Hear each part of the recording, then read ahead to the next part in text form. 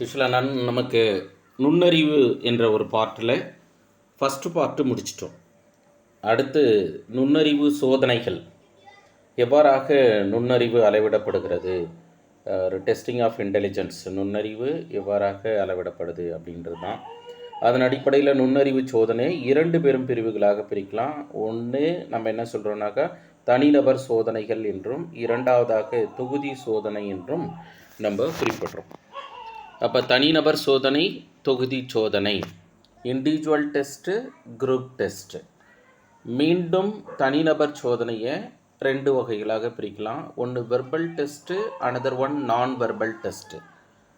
சொல் சார்ந்த சோதனைகள் என்றும் செயற் சோதனை என்றும் பிரிச்சுக்கிறோம். அதே மாதிரி தொகுதி சோதனையை சொல் சார்ந்த சோதனை, சொல் சாரா சோதனை, வெர்பல் டெஸ்ட்டு, நான் வெர்பல் டெஸ்ட்டு என்று குறிப்பிடுறோம். தென் இந்த தனிநபர் சோதனைக்கான நுண்ணறிவு சோதனையை முதல்ல ஆல்பர்ட் பீனே என்பவர் தான் நுண்ணறிவு சோதனையை அளவிட்டார். அதனால் அவரை நம்ம என்னன்னு சொல்கிறோன்னா நுண்ணறிவு சோதனையின் தந்தை அல்லது நுண்ணறிவின் தந்தை என்று அழைக்கிறோம். ஏற்கனவே நம்ம நுண்ணறிவு அப்படின்ற ஒரு சாப்டரில் என்ன விதமான சிந்தனை இருந்தால் நுண்ணறிவு இருக்கும் அப்படின்னு நம்ம பார்த்துருந்தோம். குவி சிந்தனை, கன்வர்ஜென்ட் திங்கிங். ஒரு மாணவனுக்கு கன்வர்ஜென்ட் திங்கிங், குவி சிந்தனை இருந்ததுன்னா அந்த குழந்தைக்கு நுண்ணறிவு வளர்ந்துருக்கும் அப்படின்னும். தென் ஆல்பர்ட் பீனே நுண்ணறிவு சோதனைகள் போன்றவற்றை கொண்டு ஒரு சமயத்தில் ஒருவரைத்தான் சோதிக்க முடியும் என்று கண்டறிந்தார். அதில் எத்தனை உருப்படிகள் அப்படின்னா 30 உருப்படிகள், 30 உருப்படிகள். அதை இங்கிலீஷில் என்ன சொல்லுவோம்னா 30 ஐட்டம்ஸ்னு சொல்லுவோம். Items, how many items consist of the test அப்படின்னு சர்ச் பண்ணும்போது 30. அடுத்ததாக பீனே சைமன் சோதனை என்றும், பீனே என்ற சைமன் என்றவர் என்ன பண்ணார்னா பீனேவுடைய சோதனையை மீளாய்வு மேற்கொண்டார். இதனால் பலரை சோதிப்பதற்கானது கால செலவு அதிகமாகும் என்று, இதனுடைய எதிர்மறையாக டிமெரிட்ஸ் அப்படின்னு பார்க்கும்போது தனிநபர் சோதனையினுடைய குறைகள் அப்படின்னா கால செலவு அதிகமாகும் என்றும். தென் கூச்ச சுபாவம் உள்ளவர்கள், யாரெல்லாம் ஷையாக ஃபீல் பண்ணுறாங்களோ அவங்களுக்கு சோதனை மேற்கொள்கிறதுன்றது கொஞ்சம் கடினம் அப்படின்னும். அதற்கடுத்ததாக பிறரால் கவனிக்கப்படுவதால் எழும் திறன் குறைவினை சமூக தடைப்பாடு என்று நம்ம பார்த்துருப்போம், சோஷியல் பேரியர். அதனால் அவங்க சரியான ஒரு நிகழ்வு சொல்ல முடியாது அப்படின்றது தான். தென்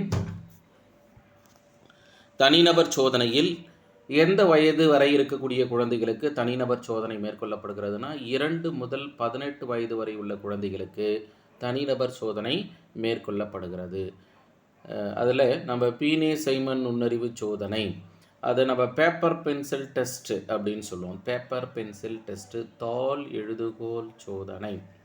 அதுக்கடுத்ததாக டெர்மன் திருத்தி அமைக்கப்பட்ட சோதனையாக, டெர்மனினுடைய திருத்தி அமைக்கப்பட்ட சோதனை, ரிவைஸ்டு டெஸ்ட் பை டெர்மன். டெர்மன் என்ன பண்ணார்னா நுண்ணறிவு சோதனையை ரிவைஸ் பண்ணார். அதுக்கடுத்ததாக பர்ட், சிரில் பர்ட் அப்படின்றவர் மென்டல் ஸ்காலஸ்டிக் டெஸ்ட், மனச்சோதனையை கண்டறிந்தார். மனச்சோதனை. 4வதாக வெர்க்ஸ்லர் என்பவர் வயது வந்தோருக்கான நுண்ணறிவு சோதனையை கண்டறிந்தார். இது நம்ம டெட்டு பிஜிடிஆர்பியில் ரிப்பீட்டட் கொஸ்டின்.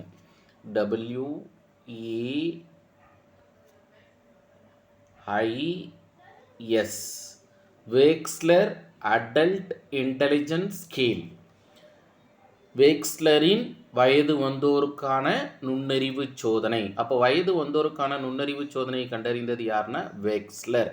சில சமயங்களில் WAIS, ஸ்டாண்ட்ஸ் ஆஃப் WAIS, இதுவும் நமக்கு கேட்டிருக்கு. தென் ஸ்டான்போர்ட் பீனே நுண்ணறிவு சோதனையும் மேற்கொள்ளப்படுகிறது. அப்போ தனிநபருக்கான நுண்ணறிவு சோதனை அப்படின்னு நீங்கள் எடுத்துக்கிட்டிங்கன்னா 1 பீனே சைமன் டெஸ்ட்டு, சரிங்களா, பீனே சைமன் டெஸ்ட்டு.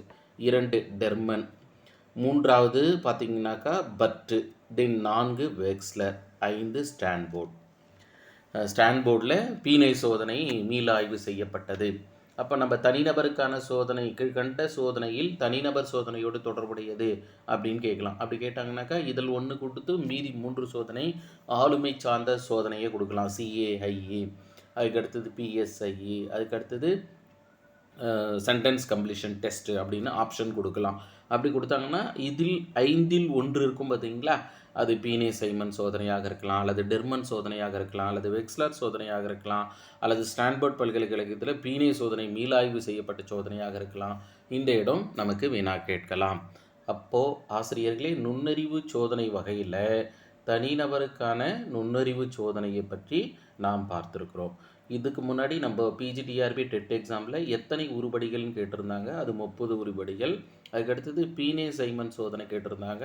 அடுத்ததாக வெக்ஸ்லர் வயது வந்தோருக்கான நுண்ணறிவு சோதனை கேட்கப்பட்டிருக்கு.